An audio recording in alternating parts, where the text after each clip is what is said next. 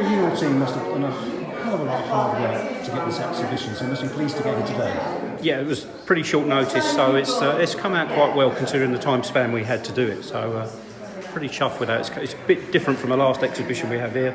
We've upped the presentation a little bit and made it a bit more professional looking, so hopefully people appreciate it. And we're talking about firstly the Burnt Mill Village. To the uninitiated, so to speak, where is Burnt Mill Village and is it still there? No, there's a couple of houses left down Rushmead Villas. The snooker club was part of Burnt Mill Village. The village was actually, when you stepped out of the train station, it was the other side of the road. So it was actually built to house the workers of Kirkcaldy's Marine Works, which is where the Outdoor Pursuit Centre is. And so a lot of people must be surprised that such a village, why did it go? Who made that decision? I think it's because really it wasn't a genuine village, and I think it was the designers who decided on this, because if you step out of a modern train station into a so-called modern new town, and the first thing you see is 19th century houses, it doesn't set a good precedent for a new town. So I think that's why they went. Because we must have thousands of commuters who pour into the train station every not knowing that there was once a village there. No, well, I didn't know up until recently. My parents must have seen the village because they moved from Enfield and come down here. My dad worked in Key Glass, and he never told me about the village.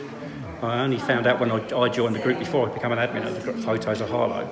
I only found out then that there was a village, and the same for a lot of people. And you've also got here, you've got Potter Street and Old Harlow, and they're all micro-histories on their own, aren't they? Potter Street, yeah, it's got a lot of history, obviously, with the pottery. Metropolitan slipware was made there, and Latin Common was where they dug the clay up from. So.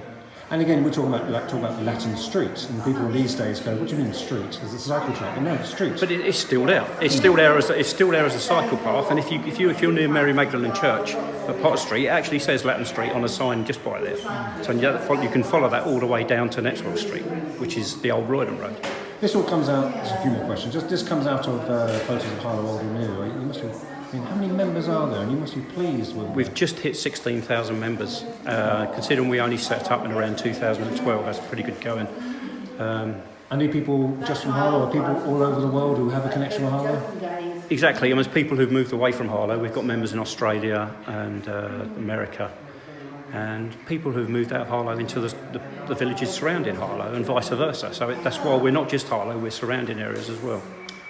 And how long is the exhibition on for? It's on for about 6 weeks. It finishes the end of June. The opening hours are restricted at the museum, so it's Tuesdays and Thursdays. Next Thursday's shut because of polling day, so Euro elections, so we won't be open on the 23rd. And I know you've just opened today, but do you almost have ideas for future exhibitions? I've got loads of ideas.